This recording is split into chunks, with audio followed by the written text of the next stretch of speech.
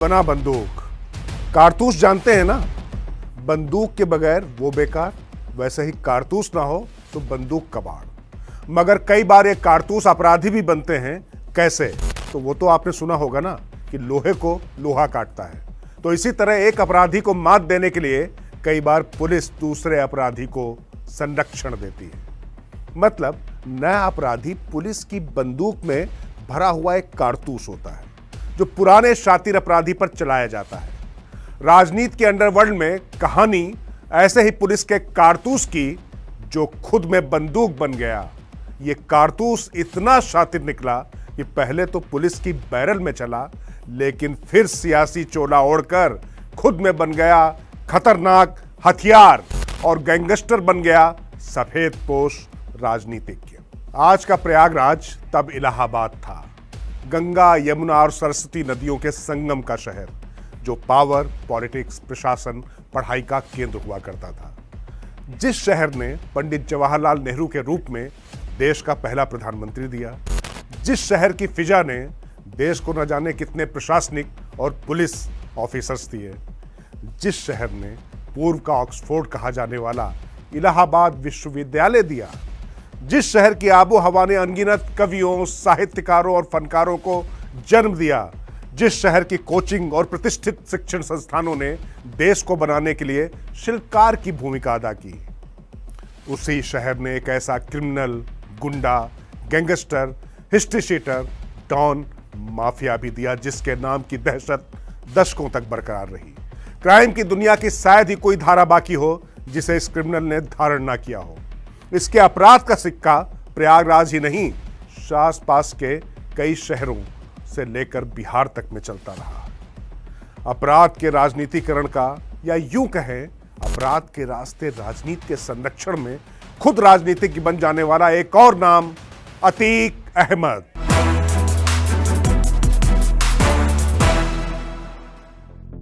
वो अपने दुश्मनों को 20 सड़क दिन दहाड़े दौड़ाकर मार देता है। उससे जिस किसी ने दुश्मनी की हमेशा महंगी पड़ी, या तो जान गई या तो जमीन। महंगी गाड़ियों और अत्याधुनिक असलहों का तो वो जैसे दीवाना हो। मूंछों पर ताव देने का शौकीन वो किसी फिल्मी गुंडे की तरह खूंखार दिखता है। उसकी आंखों में मानो हमेशा खून तैर रहा हो। आंखों में आंखें डालकर बात करना समझो मौत को दावत देना। कद उसका सिर्फ 5 फुट 6 इंच, लेकिन दुस्साहस मानो शिखर से भी ऊंचा।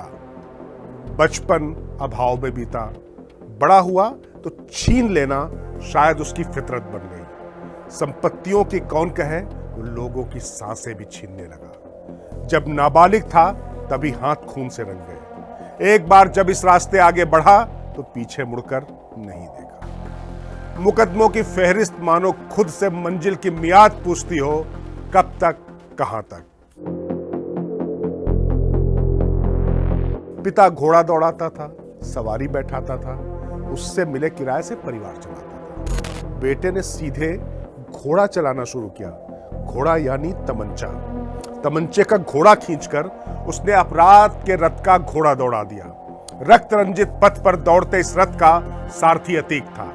इस तमंचेबाज अतीक के इस आपराधिक रथ पर उसने राजनीतिक कवच चढ़ा लिया। फिर क्या, आतंक और वसूली का नया पर्याय बन गया।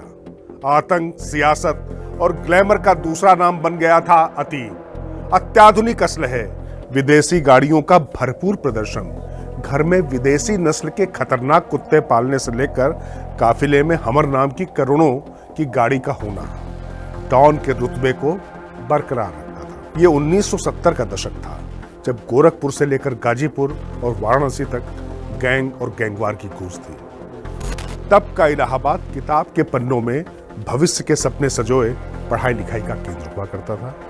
पूर्वांचल के पिछड़े जिलों की तरह इलाहाबाद में भी विकास की तमाम योजनाओं पर काम चल रहा था। इसके साथ ही छात्र नेताओं और स्थानीय दबंगों में किसी भी तरह दौलतमंद बनने की ललक और लालसा उन्हें लालच दे रही थी। ये वही दौर था जब श्रावस्ती जिले से आकर इलाहाबाद के चकिया मोहल्ले में बसे फिरोज तांगेवाला का बेटा अतीक अहमद हाई स्कूल में फेल होने के बाद पिता की तरह मेहनत मजदूरी के बजाय मक्कारी और मवाली गिरी की बदौलत जल्द से जल्द अमीर बनने का सपना देख रहा था।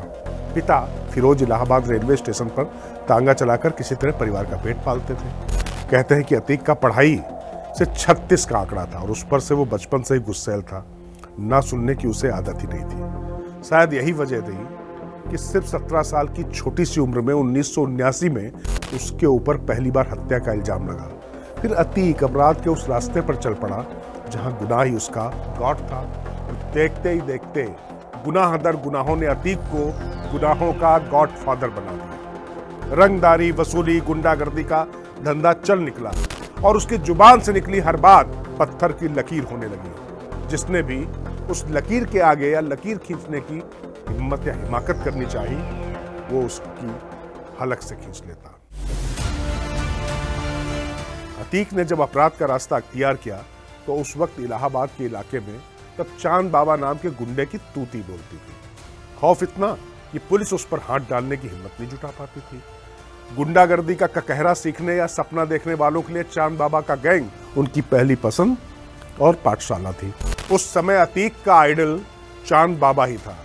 वो उसी की तरह बनना चाहता था। पूरे इलाके पर एक छत राज करने की चाहत लिए वो जैसे जैसे अपराध की दुनिया में आगे बढ़ता गया, चांद बाबा को पीछे छोड़ता गया। और एक दिन ऐसा भी आया जब अतीक ने चांद बाबा को न सिर्फ राजनीति के मैदान में पटकनी दी, बल्कि कुछ ही दिनों बाद आरोप लगा कि अतीक ने चांद बाबा की जिंदगी भी छीन ली। अतीक दुस्साहसी तो था ही, लेकिन उसकी शातिर चालों ने उसे बहुत कम वक्त में बड़े गुंडे का तमगा दे दिया। वो अब चांद बाबा को सीधी चुनौती देने लगा और इसके पीछे अतीक की वो शातिर चाल थी। जब चांद बाबा जैसा मझा हुआ अपराधी से भाप नहीं पाया, दरअसल अतीक का नेताओं के बीच उठना बैठना और फिर पुलिस के साथ संबंधों ने चांद बाबा की मुश्किलें बढ़ा दी। एक तरफ अतीक की आंखों में अब चांद बाबा और गैंग अखर रहा था, तो दूसरी तरफ चांद बाबा से परेशान पुलिस और कुछ पॉलिटिशियन उसकी काट के लिए अतीक को आगे करने में लगे थे। ये वो दौर था जब बिहार और उत्तर प्रदेश में अपराध और गुंडागर्दी के बूते राजनीति के गलियारे में पहुंच की परिपाटी परवान चढ़ने लगी थी। शातिर दिमाग अतीक को इस ताकत का एहसास शायद बहुत पहले हो गया था। तब उत्तर प्रदेश में वीर बहादुर सिंह और केंद्र में राजीव गांधी की सरकार थी और साल था 1986। इलाहाबाद में चांद बाबा और उसके गैंग को हाशिए पर लाने के बाद अतीक अब मजबूत हो चुका था। उसकी पैठ और पांव सियासी गलियारे में जमने लगे थे। उसी दौरान किसी केस के सिलसिले में पुलिस अतीक और उसके गुर्गों की तलाश कर रही थी। तभी अतीक पुलिस के हत्थे चढ़ गया। उसी समय अतीक के लिए इलाहाबाद के एक नेता जो सांसद थे, उनके जरिए दिल्ली से लखनऊ वाया इलाहाबाद कराए गए एक फोन ने अतीक के आतंक की बुनियाद रखी। अतीक पुलिस के सिकंजे से छूट क्या गया। उसने अपने दुश्मनों को ठिकाने लगाने की ठान ली और यहीं से अतीक ने दुश्मनों के लिए ठोको नीति की नींव डाल दी। कहते हैं इलाहाबाद में अतीक के आतंक के आगाज से चांद बाबा अपराध की दुनिया का अतीत हो गया। अपराध की दुनिया में हर दिन आसमान की ऊंचाइयों को छूता अतीक पुलिस के लिए परेशानी का सबब बनता जा रहा था।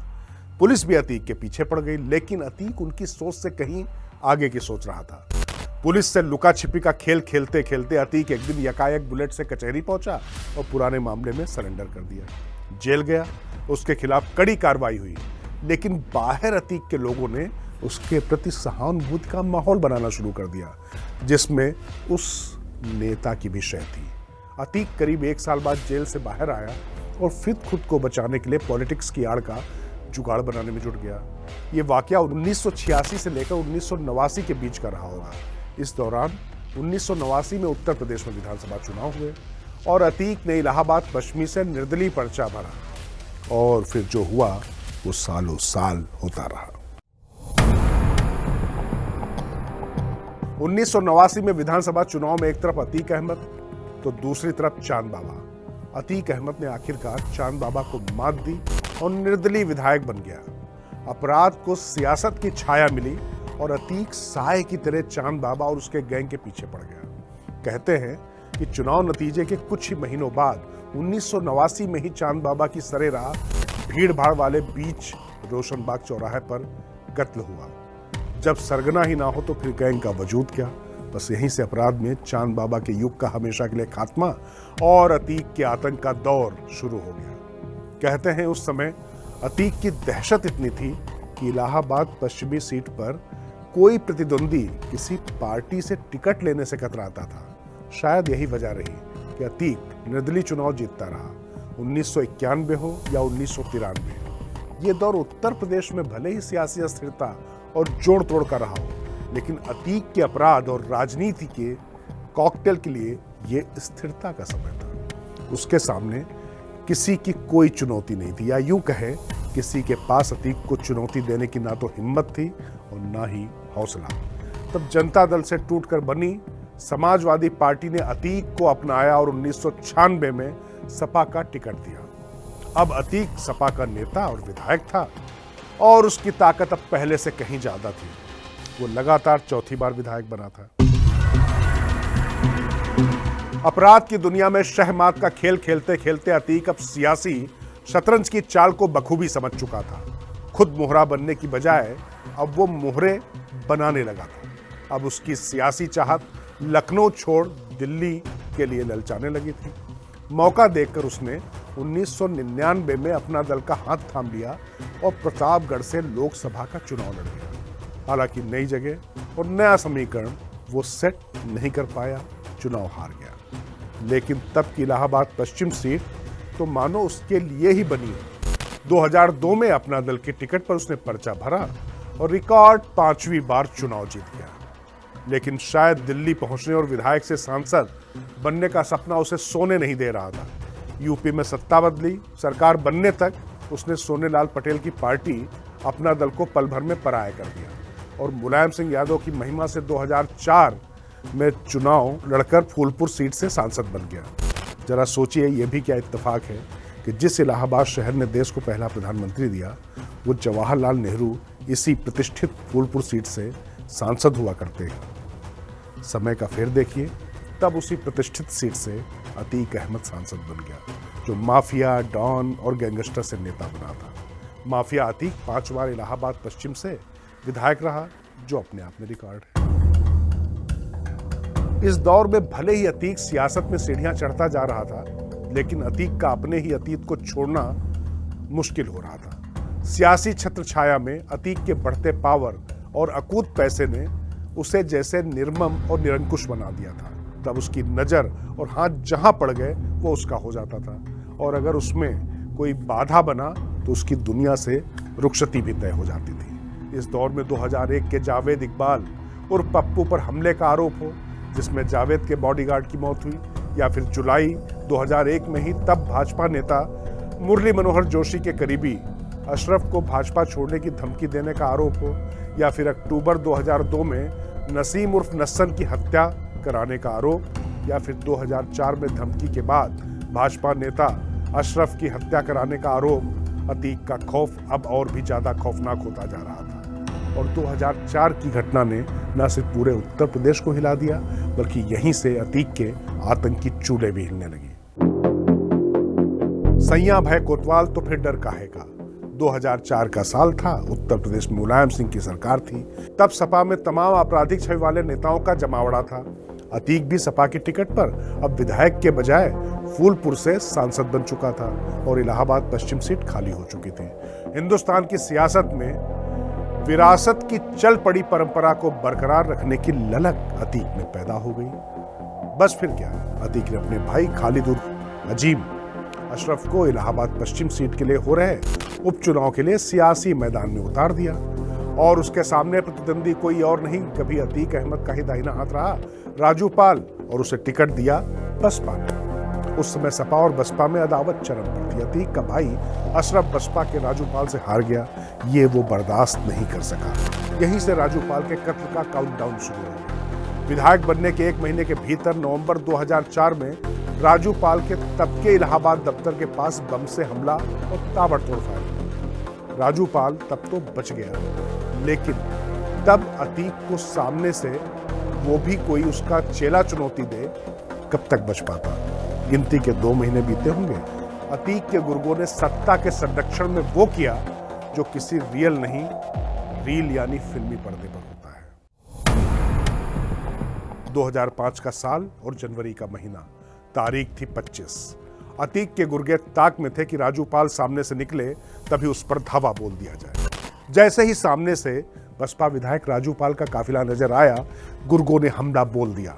दिन दहाड़े 20 सड़क खुलेआम ताबड़तोड़ गोलियां बरसाई जा रही थी, जिसमें राजूपाल को कई गोलियां लग चुकी थी। हमला टारगेट करके किया गया था कि किसी भी हालत में राजूपाल बच नहीं पाए। फिर भी राजूपाल के सहयोगी उसे ऑटो रिक्शा में लेकर अस्पताल जाने लगे।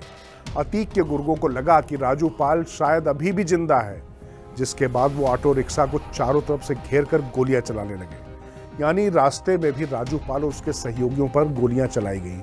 समझा जा सकता है कि सत्ता के संरक्षण में कैसे सब कुछ संभव है, और ये सब दृश्य फिल्मी नहीं, हकीकत थी। विधायक राजूपाल अस्पताल पहुंचा, जहां उसे मृत घोषित कर दिया गया। उसे करीब 19 गोलियां लगी थी। राजूपाल का कत्ल किसके इशारे पर हुआ, इसे सभी जानते थे। खुलेआम एक विधायक के कत्ल ने यूपी को हिलाकर रख दिया था। कानून व्यवस्था और सरकार पर सवाल खड़े हो गए। प्रदेश भर में विरोध प्रदर्शन होने लगे। इसी बीच विधायक राजूपाल की पत्नी पूजा पाल ने अपनी पति की हत्या को लेकर तब के सपा सांसद अतीक अहमद, उसके भाई अशरफ और फरहान पर एफआईआर दर्ज करवाई। लेकिन जब नेता बने अपराधी को सत्ता का संरक्षण मिला हो तो भला कोई उसका क्या बिगाड़ पाता। एक बार फिर इलाहाबाद पश्चिमी सीट पर उपचुनाव की तैयारी होने लगी। सहानुभूत लहर की उम्मीद पाले बसपा ने दिवंगत हो चुके विधायक राजूपाल की पत्नी पूजा पाल पर दांव लगाया। आखिर शादी के सिर्फ 9 दिन ही बीते थे जब पूजा पाल के हाथों की मेहंदी का रंग अभी सुर्खी था।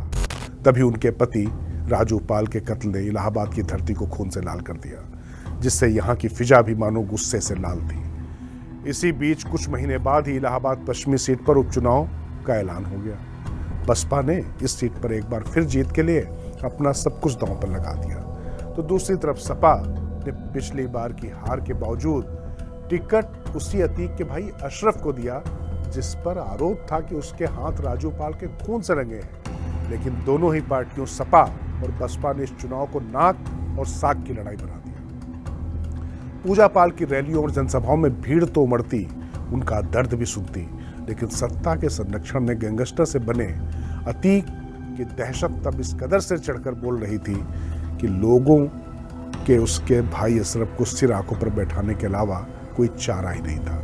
नतीजा यह हुआ कि सहानुभूति के बावजूद पूजा पाल ये चुनाव हार गई और अतीक का भाई अशरफ सियासी विरासत का वारिस बन गया। यानी अतीक इलाहाबाद पश्चिम सीट को जैसे अपनी जागीर समझने लग गया।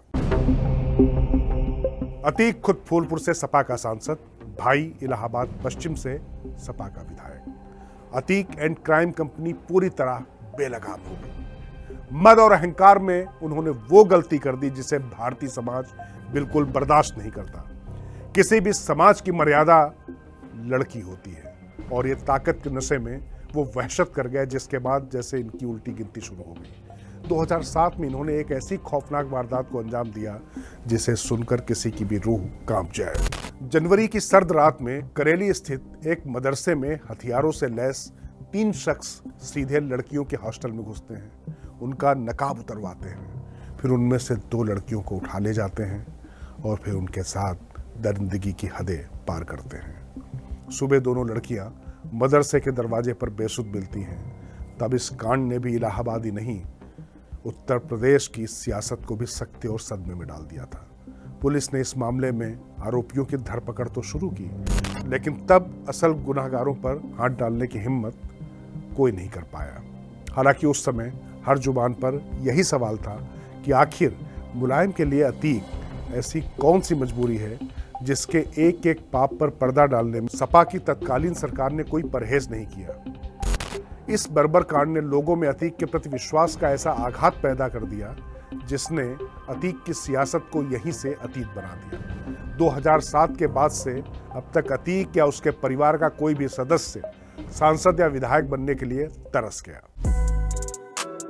अतीक भले ही सपा का सांसद था, लेकिन इस बीच 2007 के विधानसभा चुनाव में मायावती भारी बहुमत से सत्ता में आ गई। पति राजूपाल की हत्या का बदला पूजा पाल ने आखिरकार लिया और इलाहाबाद पश्चिमी सीट पर अतीक का भाई अशरफ इस बार का चुनाव हार गया। बस यहीं से अतीक के बुरे दिन की शुरुआत हो गई। और क्यों नहीं, आखिर मायावती ने ना तो 2005 में हुए बसपा विधायक राजू पाल की हत्या को भुलाया था और ना ही वो अतीक के आतंक को भूल पाई थी। मायावती की सियासत का ये अपना ही अंदाज था कि वो जिसे भी टारगेट करती थी उसकी नींव हिला देती थी। इधर सपा ने अतीक अहमद को पार्टी से बाहर का रास्ता दिखाया और उधर मायावती सरकार हाथ धोकर अतीक के पीछे पड़ गई। अतीक मोस्ट वांटेड हो गया। नौबत यह आ गई कि अतीक सांसद होते हुए भी 20,000 का इनामी था। उसके भाई अशरफ समेत पूरे गैंग की लिस्ट तैयार हो चुकी थी। गैंग का नाम दर्ज हुआ IS 227, जिसमें करीब 120 बदमाश दर्ज थे। जब इनके खिलाफ कार्रवाई शुरू हुई तो फिर करोड़ों की संपत्तियां जब्त की जाने लगी। अतीक के घर से लेकर दफ्तर तक अवैध इमारतें गिराई जाने लगी। अतीक के सपनों के प्रोजेक्ट अलीना सिटी को अवैध घोषित कर ध्वस्त कर दिया गया। मायावती सरकार में तब करीब 2 महीने में इलाहाबाद समेत दूसरी जगहों पर अतीक के खिलाफ 11 केस अकेले दर्ज हुए, जिसमें इलाहाबाद में 9 केस दर्ज हुए थे। उसे फरार घोषित कर पूरे देश में अलर्ट जारी कर दिया गया। आखिरकार उसने मायावती के डर से दिल्ली में खुद सरेंडर किया। तब दिल्ली पुलिस ने कहा था कि उसने अतीक को गिरफ्तार किया है। 2007 से लेकर 2012 तक उत्तर प्रदेश में मायावती का शासन रहा। अतीक लोगों में दहशत पैदा करने के बजाय खुद दहशत में रहा। उसके काले साम्राज्य पर मायावती की पैनी नजर बनी हुई थी। कहते हैं कि अतीक ने 2009 तब वो सांसद रहा, अपने सियासी रसूख की बदौलत मायावती से नजदीकियां बनाने की भी कोशिश की, लेकिन वो इसमें कामयाब नहीं हो पाया। सपा से निकाले जाने के बाद अतीक ने एक बार फिर अपना दल का दामन थामा, लेकिन उसका कोई फायदा नहीं हुआ। बताते हैं कि 2007 में गर्ल्स हॉस्टल कांड के बाद तब के इलाहाबाद और आज के प्रयागराज और उसके आसपास के इलाकों में अतीक के प्रति लोगों की नज़र और नज़रिया दोनों बदल चुका था। उसके बाद से ना तो खुद और ना ही उसके परिवार का कोई सदस्य अब तक चुनाव जीत पाया है। हालांकि अतीक ने हर चुनाव के समय अपनी किस्मत आजमाई, चाहे वो लोकसभा का चुनाव हो या फिर विधानसभा का चुनाव। 2012 में अतीक अहमद ने अपना दल से पूजा पाल के खिलाफ इलाहाबाद पश्चिम से ताल ठोकी, लेकिन वो हार गया। इस दौरान अतीक के आतंक की एक दास्तां बड़ी ही दिलचस्प और हैरान करने वाली है। कहते हैं अतीक ने तब इलाहाबाद हाई कोर्ट में जमानत की अर्जी दी, लेकिन 10 जजों ने केस की सुनवाई से खुद को अलग कर लिया। बाद में 11वें जज ने अतीक के मामले में सुनवाई की और उसको जमानत दे दी। 2012 में विधानसभा चुनाव में अतीक अहमद खुद तो चुनाव हार गया, लेकिन उत्तर प्रदेश में समाजवादी पार्टी जीती और सत्ता में आ गई। अतीक के लिए तो जैसे उसके बुरे दिन बीत गए और वो फिर से दहशत फैलाने में जुट गया। अतीक की गिनती यूपी के टॉप भू माफिया में होती थी। इलाहाबाद में एक कब्रिस्तान तक की जमीन कब्जाने का अतीक पर आरोप लगा। इसके बावजूद मुलायम की पता नहीं क्या मजबूरी रही कि वो अतीक पर इस कदर फिदा थे कि उसके हर नाजायज कारनामे को नजरअंदाज करते रहे। यूं कहें कि राजनेता के लिए सियासत और अपराध का ये गिव एंड टेक वाला सबसे फेवरेट फार्मूला है, जिसे छोड़ने को तैयार ही नहीं होते।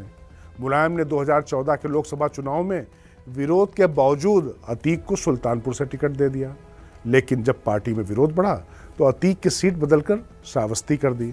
तब अतीक प्रचार के दौरान बड़े गर्व से खुद के अपराध की गाथा सुनाता और कहता कि उस पर 150 से ज्यादा केस दर्ज है।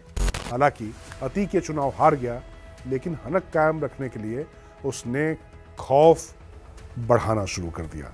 इसी बीच सपा में सत्ता का चेहरा बदल चुका था, लेकिन अतीक का चरित्र नहीं बदला। सितंबर 2015 में मरियाडीह के प्रधान आबिद की चचेरी बहन और ड्राइवर सुरजीत की गाड़ी रोककर उस पर ताबड़तोड़ फायरिंग की गई, जिस पे दोनों की मौत हो गई। कहते हैं कि यह सब अतीक के इशारे पर हुआ। 2016 आया और मुलायम परिवार की रार अब निर्णायक मोड़ पर थी।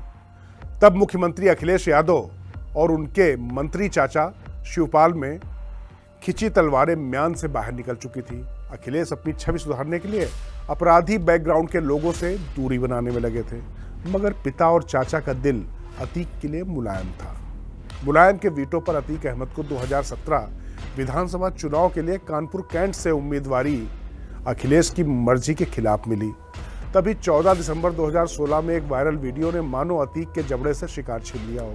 दरअसल ये वीडियो तब के इलाहाबाद के एक कॉलेज का था, जहां अतीक अहमद और उसके तमाम गुर्गे कॉलेज में एक निलंबित छात्र के समर्थन में कॉलेज प्रशासन को खुलेआम मारपीट कर रहे थे और धमकी दे रहे थे। अब जिस अतीक के लिए किसी की जान की कोई कीमत नहीं, उसे लगा कि मारपीट का वीडियो उसका क्या बिगाड़ लेगा। उस पर से नेताजी का वरद हस्त। एक हफ्ते भी नहीं बीते और दिसंबर महीने में ही अतीक अहमद बिल्कुल फिल्मी अंदाज में सैकड़ों गाड़ियों के साथ सड़कों पर शक्ति प्रदर्शन करते हुए कानपुर पहुंच गया। डॉन के चिढ़ाने वाले अंदाज से नाराज अखिलेश ने 2017 विधानसभा चुनाव से ठीक पहले अतीक का टिकट काट दिया। इसी बीच इलाहाबाद के एक कॉलेज में हुए मारपीट और धमकी के मामले में फरवरी 2017 में कोर्ट ने अतीक की गिरफ्तारी का आदेश दिया और उसकी सभी जमानतें रद्द कर दी। बावजूद इसके अतीक ने जेल से ही मुरादाबाद से निर्दलीय चुनाव लड़ा और हार गया। इस बीच 2017 में यूपी में बीजेपी की सरकार बन गई और फूलपुर से सांसद रहे केशव प्रसाद मौर्य डिप्टी सीएम बन गए। खाली हुई फूलपुर लोकसभा सीट पर उपचुनाव हुए तो अतीक ने एक बार फिर यहां से किस्मत आजमाई, लेकिन वो चुनाव हार गया। कहते हैं कि जब बुरे दिन आते हैं तो सबसे पहले मति भ्रष्ट होती है। अतीक के साथ यही हुआ। 26 दिसंबर 2018 में अतीक ने जेल से ही एक ऐसी गलती कर दी जिसके परिणाम वह अब तक भुगत रहा है। लखनऊ में अतीक के गुर्गों ने मोहित जायसवाल नाम के एक बिजनेसमैन का अपहरण किया और उसे उसी देवरिया जेल ले गए जहां अतीक बंद था। ये घटना इस बात की बानगी थी कि अपराध जब सियासत की चादर ओढ़े हो तो समाज और सिस्टम के लिए कोड़ की तरह हो जाता है। सरकारें बदल जाएं, लेकिन उसका आपराधिक संक्रमण जारी रहता है। सरकार बदल चुकी थी, लेकिन जेल में अतीक और उसके गुंडों की मानो अपनी सरकार थी।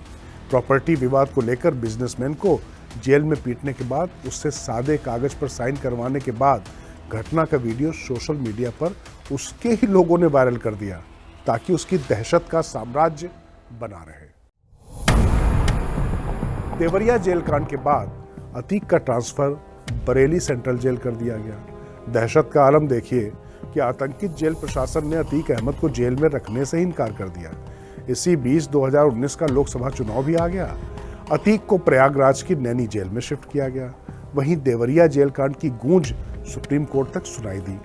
कोर्ट ने सीबीआई से जांच कराने का आदेश दिया। तब अतीक और उसके बेटे समेत कई लोग खिलाफ मामला दर्ज हुआ और अप्रैल 2019 में सुप्रीम कोर्ट ने अतीक को यूपी से बाहर किसी जेल में शिफ्ट करने का आदेश दिया। इसके बाद जून 2019 को अतीक को अहमदाबाद की साबरमती जेल में शिफ्ट कर दिया गया। तब से अतीक वहीं बंद है और उसके आतंक के साम्राज्य पर योगी का बुलडोजर कहर ढा रहा है। अतीक इन दिनों गुजरात की साबरमती जेल में बंद है और योगी सरकार का शिकंजा कसा हुआ है। कहते हैं कि मनी लॉन्ड्रिंग और कुछ दूसरे मामलों में कोर्ट के आदेश पर जब प्रवर्तन निदेशालय उससे जेल में पूछताछ करने गया तो वो रो पड़ा। कहने लगा कि उसे बर्बाद कर दिया गया है, उसका मकान तक गिरा दिया गया है और परिवार को रिश्तेदारों के घर पर रहना पड़ रहा है। अतीक की करीब 100 करोड़ से ज्यादा की संपत्तियां कुर्क की जा चुकी हैं। पूर्व विधायक भाई से लेकर परिवार पर भी प्रशासन का कहर टूट रहा है।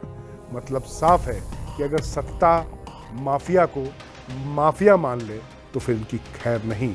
ये खुद डरे, सहमे, आतंकित और मजबूर नजर आते।